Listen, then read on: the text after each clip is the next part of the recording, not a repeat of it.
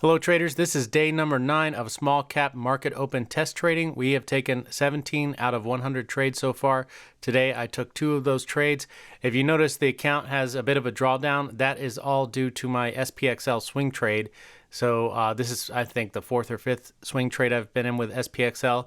And so far we're extremely green on all those trades. This one is failing right now, but even if it gets stopped out, we are only going to be giving back about 1/8 of our total wins. So we're managing risk very well in that trade. Just wanted to mention that because you're seeing some red here, and that has nothing to do with these day trades. So let's take a look at the screener, and I'll show you how I pick these small cap stocks. So go over to my screeners, click on small cap, click these 3 little dots, click modify, otherwise the filters are not applied. Then I organize the list by volume. I just want to be trading the stocks with the highest volume and also the ones that are going up, that are green. So you can see right now, this is a little bit later in the day. GOGO is about one of the only ones. Actually, it's the only one that meets my screener criteria right now because they have to be over 5% and percent change. And they have to be trading with 500,000 shares or more right at the open. So that's a lot to ask for. The other thing I really liked about GOGO, but again, it's no guarantee, and you'll see kind of what went on with this stock this morning, is look at the volume that's being traded today compared to the average volume. It's extremely high. So you almost would think that would just guarantee an easy 2-hour trade right off the bat. It's not quite the case, but let's take a look at what happened in the video right now. So let's see, I'll pull it up on the daily chart in just a moment.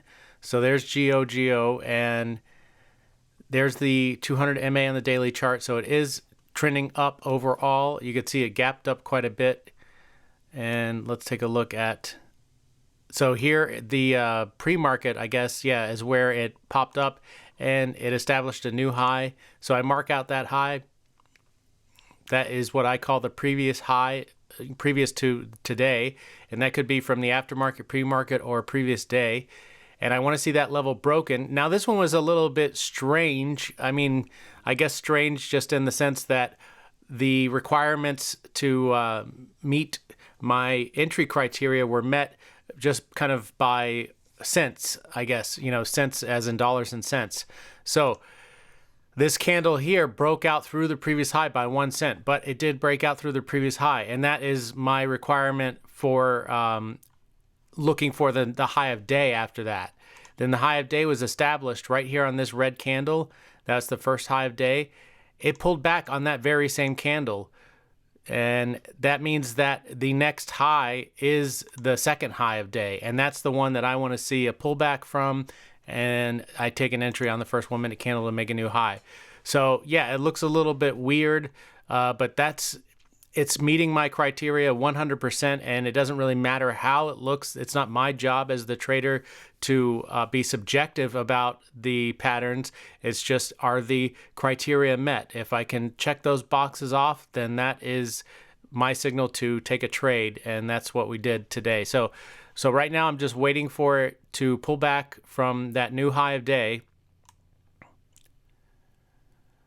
So it establishes another high of day, and let's see.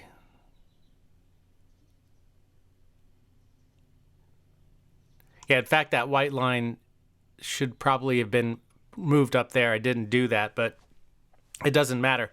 This was kind of like the first new high of day, and it continued to make new ones. So that white line should be there. But either way, this trade is exactly the same as it would have been regardless of where that white line is, just pointing that out.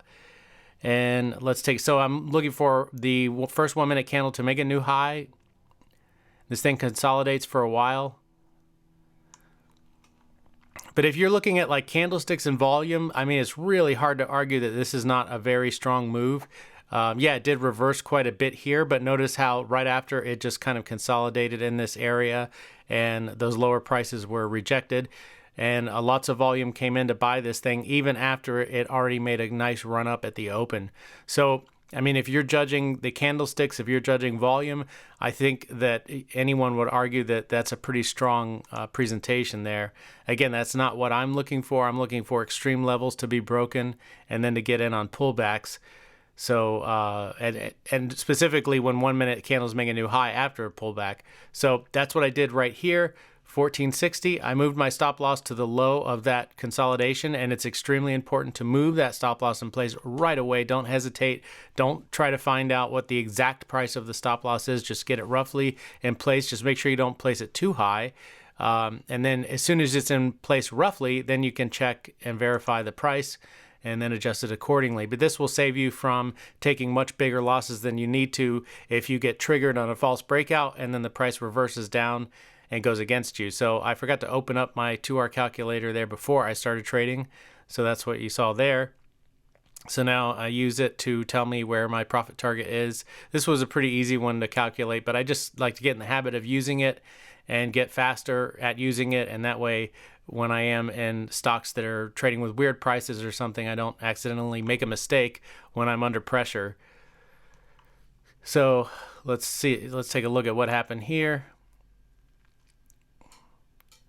So I get stopped out. Let me just show that in real time. So my stop's at 1430.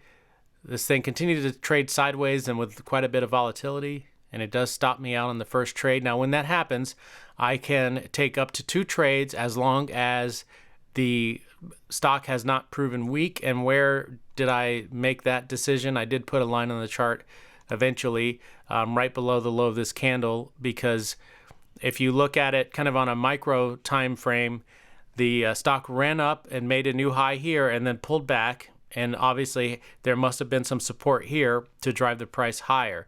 And then this is where, you know, my ABCD pattern is over here. So if it goes below this level, then obviously the stock is more than likely going to be weak, because earlier in the day it was able to find support here and move the price up that much. So that's where I marked the basically the end of the trading for me. If the price, let's say on this next before the next trade, if the price came down and broke that level, then I would not be able to take a trade. It would just be a one and done day and I'd be down 1R, but that's not what happened. So there you can see right there I'm marking out the where I consider the trade to have failed, or the stock to have failed, really. So let's fast forward here a little bit. I think it took, okay, so it only took a couple more minutes to get triggered for another entry. So as soon as a 1 minute candle makes a new high, I get back in. Now, since these candles are kind of consolidating here, they're converging, then I put the stop loss at the low of that consolidation area. So 1419, it's 1 cent below this candle, and my position is 1440. So again, I'm going to use the 2R calculator. That way I don't make any mistakes.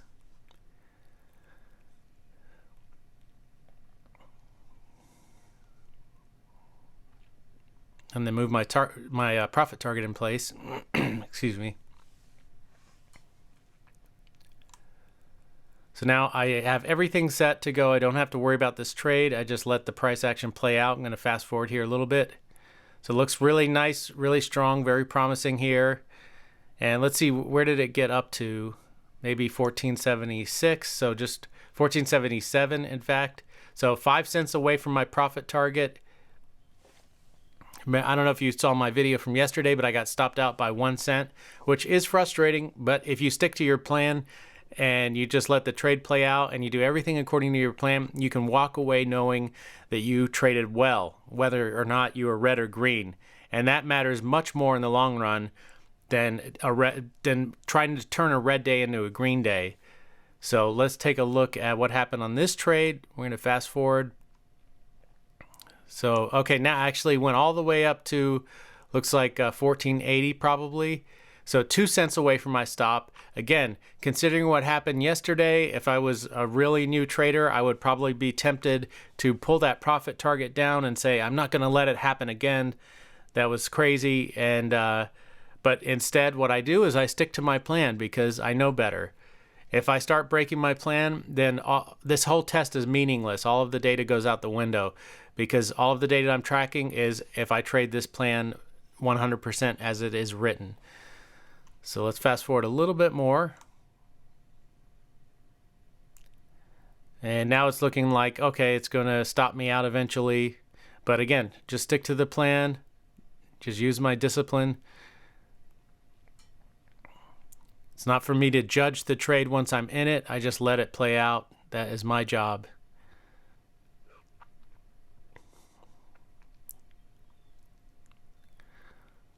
And it's quite teasing price action here. It keeps going up and then back down and then up again. It's very volatile. And there I finally get my 2-hour profit target hit. And then let's take a look at what happened right after that, because sometimes people ask me, why don't I trail the price action with my stop loss once my 2-hour profit target gets hit, instead of taking actually. So in that scenario, I would cancel the profit target, seeing that the price is going up, thinking, okay, it's definitely going to get hit. Maybe it'll go further. It often does go to 3R or more. But let's take a look at what happened in this case. So watch how quickly this thing hits my profit target and comes back down against me. So 1482 on the money, and then it comes right back down. It might have went to 1483. I mean, it comes down fast and hard. Obviously, Webull has some candlestick issues again. It's pretty annoying, but beside the point. So watch what happens here with the price action. Let's see. I think my stop was where? At 1419. Look at that. Let me back it up a little bit. So look at this flush from 1450. Flushes down all the way to 1425 in a matter of seconds. So that is why I do not trail these trades. I mean, these are very short-term trades. I think manual trailing swing trades can make some sense, but trying to manually trail these trades on the 1-minute time frame or a 5-minute time frame is not going to be very lucrative in the long run. It might work out once in a while, but everything works out once in a while. So this thing would have eventually stopped me out. You might be thinking, well, now it's going to reverse and it's going to go higher, but it didn't. It came down and would have stopped me out. Actually, I'm going to have to pull up the chart right now to show you that. Remember, 1419, I believe, was where our stop loss was.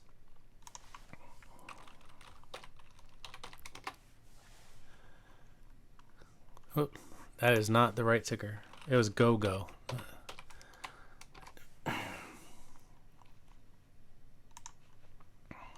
Okay, now it's making new highs, but look at over here. This is where we were just watching.